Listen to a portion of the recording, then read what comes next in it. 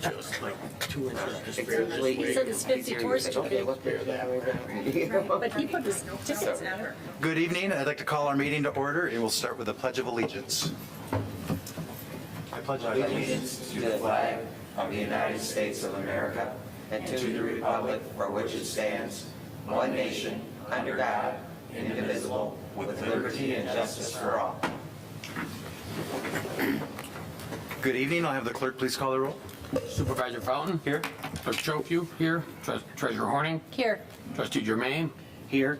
Trustee McMullen? Here. Trustee O'Connell? Here. Trustee Petrucci? Here. Thank you. Item number 4 is approval of our agenda.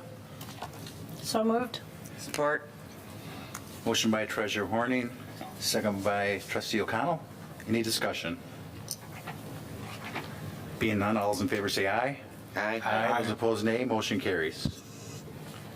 Item number 5 is call to the public. We do not have anybody here at call to the public. We'll move on to item number 6, which is approval of our consent agenda. I'll move. Had a motion by Trustee O'Connell, second by Trustee Petrucci. Any discussion? No, It wasn't me. Denise. It was Matt. Was it Matt?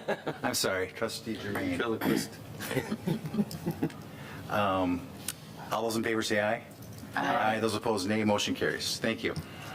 Okay, we have 2 items this evening, pending in new business. The first one is site plan application 21-004. This is an amendment to the Heartland Marketplace Plan Development. We are pleased to have Troy Langer, our planner, here this evening. I'll have Troy go through the proposal that has been through the Planning Commission and his recommendation. Good evening. Oh, thank you. This project is actually got 2 components to it. The first component is a site plan, which involves the tear down of what I'll call the Dairy Queen building on M59, and then a reconstruction of 2 buildings on that same site, and then also the renovation of the former Food Town building back into the development a little further.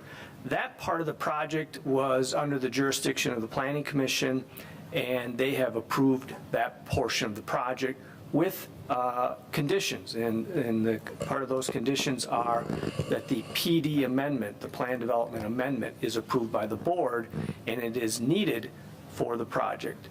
That plan development has a cap. There's a limit within that particular development on the number of drive-through services that are permitted. And that goes back to when Walmart was there. They had a drive-through for their pharmacy, and then the Dairy Queen restaurant itself had a drive-through, and that was it. No other drive-throughs are permitted in that development. So the applicant for this case requested to amend that PD to allow up to 3 drive-through services. And when the Planning Commission was reviewing the site plan as well as the PD amendment, the Planning Commission actually recommended that the PD amendment just eliminate that cap on drive-through services and allow no limitation on drive-through services, that any drive-through would still need to receive Planning Commission site plan approval. So the proposal to you tonight is to approve the PD amendment that would take away that limitation on drive-through services for this plan development. And with that, I'll be happy to answer any questions you might have. So the old Food Town is part of this project. This evening, are we approving just the amendment to allow the drive-throughs? Yeah, just the amendment to eliminate the limitation on number of drive-throughs in this development. Okay, and then the other site plan will be coming forward at a separate time? The Food Town, that was approved as part of the Planning Commission review, and then the Dairy Queen was also approved as part of the Dairy Queen site plan review that was previously in front of the Planning Commission. Okay, so that does not have to come back to the board then? No. Because it's part of the PD? Yeah. Okay, thank you. Yep. Other questions from the board? I'll entertain a motion to amend the Heartland Marketplace Plan Development.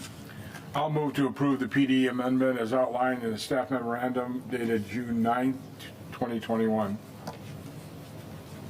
Support. I have a motion by trustee Petrucci, second by clerk Schofu. Is there any discussion?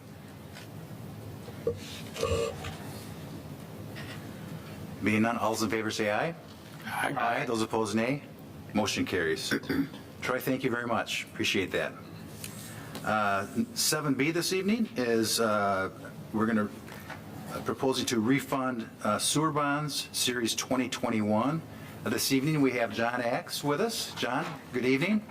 And we have Steve Burke alongside, and we also have Susan Dryden with us this evening. I'm going to turn this over to Susan. She can explain what we're looking at doing this evening and saving some dollars for the sewer district. So Susan, you have the floor. Thank you, Mr. Supervisor. So just a real quick recap. Back in 2005, the township, 2004, 2005, the board decided to expand the sewer system, give the sewer system over to the county, and we issued $21.7 million in bonds, 2 series. And then comes along 2008, which put substantial pressure on our SAD landowners, and we refunded one of the series of bonds in 2011. That, while it didn't save us any money, it gave us an opportunity to get some relief from a cash flow perspective. We did interest-only payments for, well, it was projected to be for about 15 years before we start making principal payments again, if you will. But we now have this opportunity here in November 2021 to refund these bonds again on a tax-exempt basis for a substantial savings in the interest rate. And so we're, I'm recommending that we move forward with that process. We're looking at right at the moment, a savings of, and these guys aren't going to, don't quote me, right? But somewhere in the range of $1.5 to $1.8 million of savings, possibly if the interest rates go down even further than where they're at right now. So, and that savings will benefit all of the sewer users. So I've asked, John is here and Stephen to answer any questions you might have, but it is my recommendation we move forward with the resolution. And then the next piece after, if it's approved, is that we would then move forward with application to the state to have them approve our bond issue, our refunding, and then we'd start to put together a official statement that would be used for the bond offering, and then make a decision about whether we're going to do a public sale or a direct placement, which the resolution does give us the option to choose the most favorable one. And we'd be looking at an August 1st sell date with then the bonds would be called on November 1st.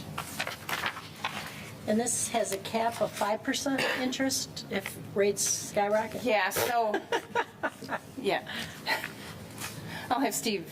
Sure. Can you hear me? Okay. Yeah, you might want to, this is being televised. Is it so turned on, is the blue light Is the on? blue light on? Blue light is on. Okay, so you Perfect. should be good.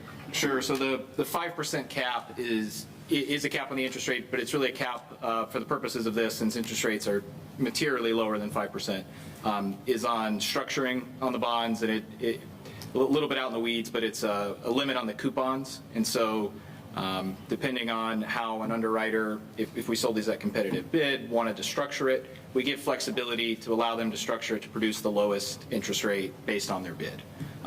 So we bring everything back to a true interest cost, and so if somebody were to put 5% coupons on it, there's still going to be a reoffering rate. That reoffering rate's what the current interest rates are. It would produce a large premium, and so that's the purpose of that cap, Okay. is to, so they can't put 6% or 7% coupons on Okay. it. But we would expect, if we sold these today, which again, no crystal ball, we're going to be in the kind of 125 to 140, 1.25 to 1.4 range. John, you've been doing this for a long time. Have you ever seen interest rates this low? No. And a few years ago, I thought we had gotten to the low. But now we're lower, and I wouldn't want to make any predictions either. It's amazing.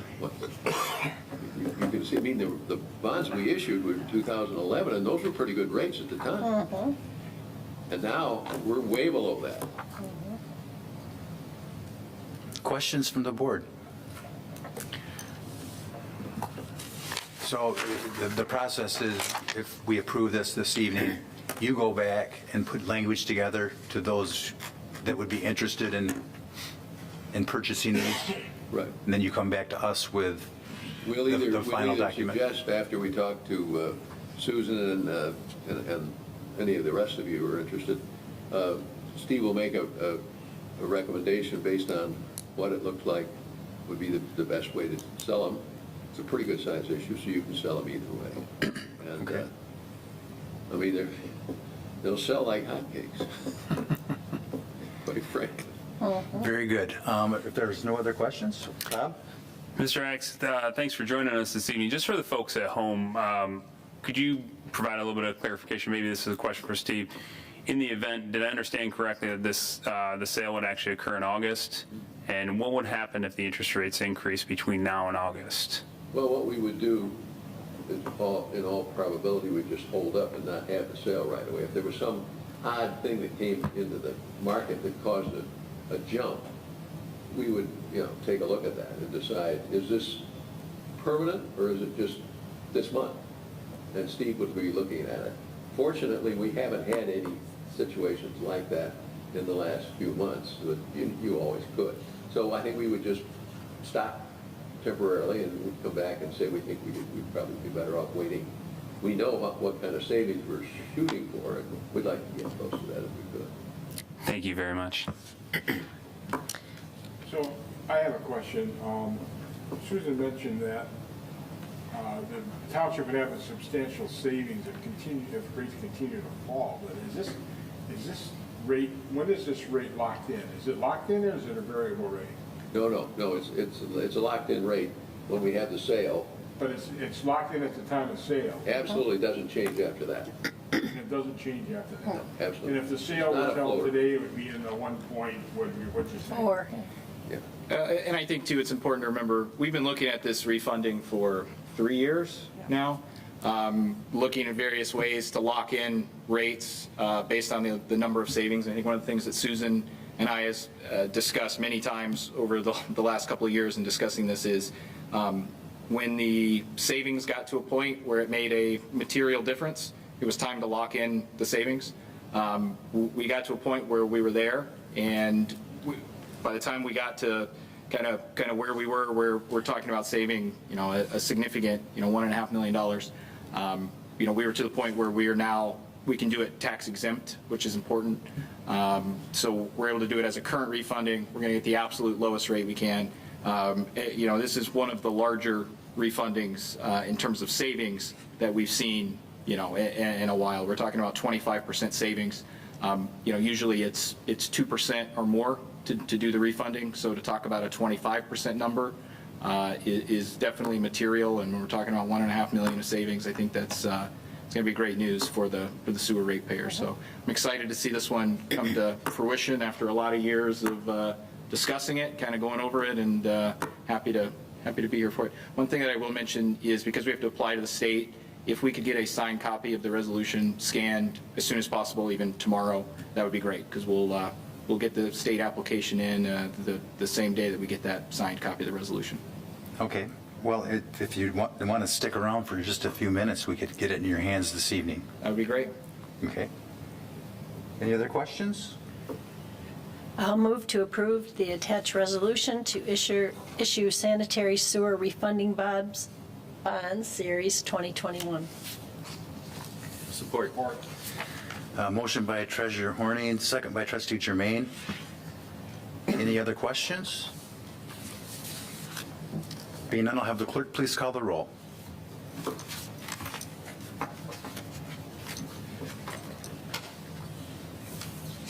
What's this sheet? Get with you in a second.